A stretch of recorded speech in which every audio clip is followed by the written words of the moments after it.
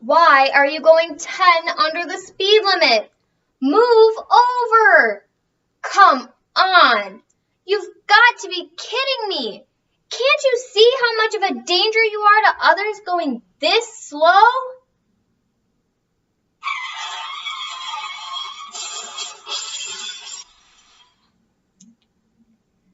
This is something I pray you never have to say, hear, or witness.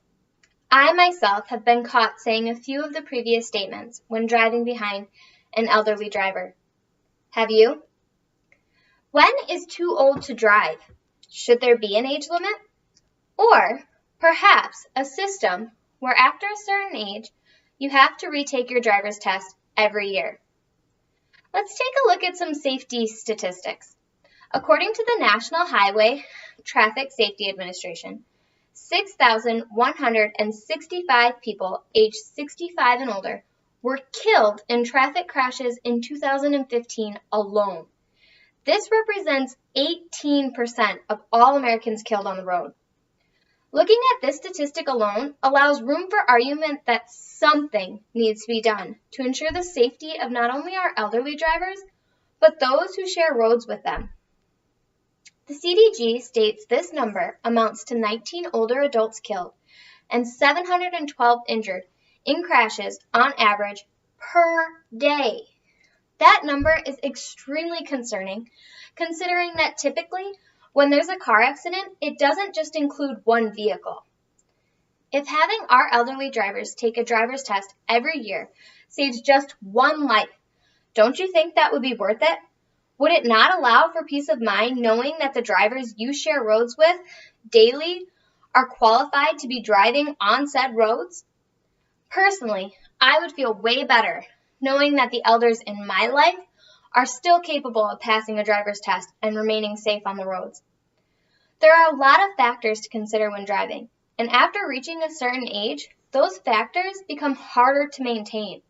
Examples being decline in vision, memory problems, reduced reasoning skills, physical challenges such as arthritis or just low strength, medication and their possible side effects, as well as distractions.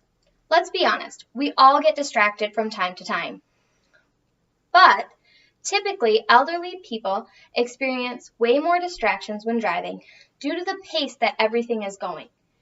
An annual driver's test would ensure that our elderly people are able to keep up with the pace and maintain safe driving skills without jeopardizing their lives or others on the road.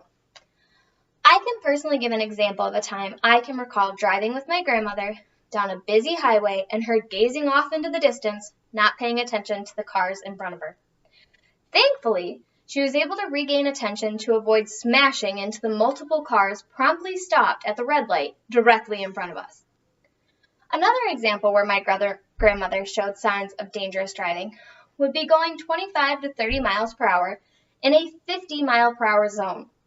She herself will tell you that she prefers to drive slower due to the fact that the other cars drive so fast, and that sometimes she just doesn't quite see as well as she once did. Now, I understand the necessity for independence, even in old age, but at what cost? When do we step in and say that even though you need bananas and toilet paper, you need to wait, or at least have someone else take you, if you can't pass your driver's test? What are the lives of our elderly family and friends worth? I feel safe in saying that they are worth more than bananas and toilet paper, but that's just me. Another factor to consider with our elderly drivers would be their increased susceptibility to injury, particularly chest injuries and medical complications. Even the slightest traffic accident could be life-threatening when considering our older drivers. Something that may not be that impactful for, say, a 20-year-old could be absolutely detrimental to a 70 or 80-year-old. That brings me to my next question. What would the appropriate age to start retaking a driver's test be? 60? 65? 70? Every person ages differently. And while considering that, my belief would be a balance of 65. It's the age most people typically retire, thus creating a more relaxed way of life. Slowing down and no longer having to keep up with the hustle and bustle of daily life is one of the many perks of retirement. But it also explains why driving could become more of a chore. Perhaps some incentives for elderly drivers to take a yearly test would be lowering their insurance if they pass the test. Other ideas could include tax breaks, deductions, or other financial encouragements. After researching several different incentives, I stumbled upon an article that CNN posted. It stated, "A Japanese town uses funeral discounts to entice elderly drivers off the road." I find this incredibly humorous, since who doesn't love discounts? But for funerals?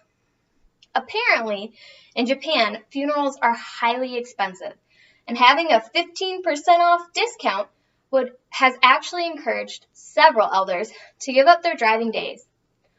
Although incentives won't always guarantee everyone over the age of 65 to retake their driver's test, it could get a higher percentage of them to do so. Other options for protecting our older drivers would be to encourage public transportation, utilize delivery services if possible, or arranging for certain family members to run errands with them on set days. This will still allow for independence, but also ensures our roads are just a little safer. In most cases, having family take a day out of their busy lives to help and spend the day with them is much more likely to convince them to give up their keys than any other option. Wouldn't you rather spend a day at the grocery store laughing and conversing than a day at the funeral home? I know I certainly would. Now, I'm not saying that every elderly person should be stripped of their license. I'm simply stating that to ensure their safety, as well as yours and mine, that they should be required to take a physical driving test annually. Can we all agree that the safety of our older generation, as well as our current generations, need protection from unsafe driving? If so, then I think we can also agree that an annual test after the age of 65 is not too much to ask. In a matter of life or death, let's choose life. Let's choose safety. Let's choose eliminating an easy risk factor from our roads. Let's choose our family and friends over bananas and toilet paper. Thank you so much for your time, and I hope that if I didn't quite convince you of a yearly driver's test for anyone over the age of 65, then perhaps I may have encouraged you to consider other options for elders to get around, rather than they themselves driving. Oh, and one more thing, blinker fluid is not real, and blinkers do work if you use them.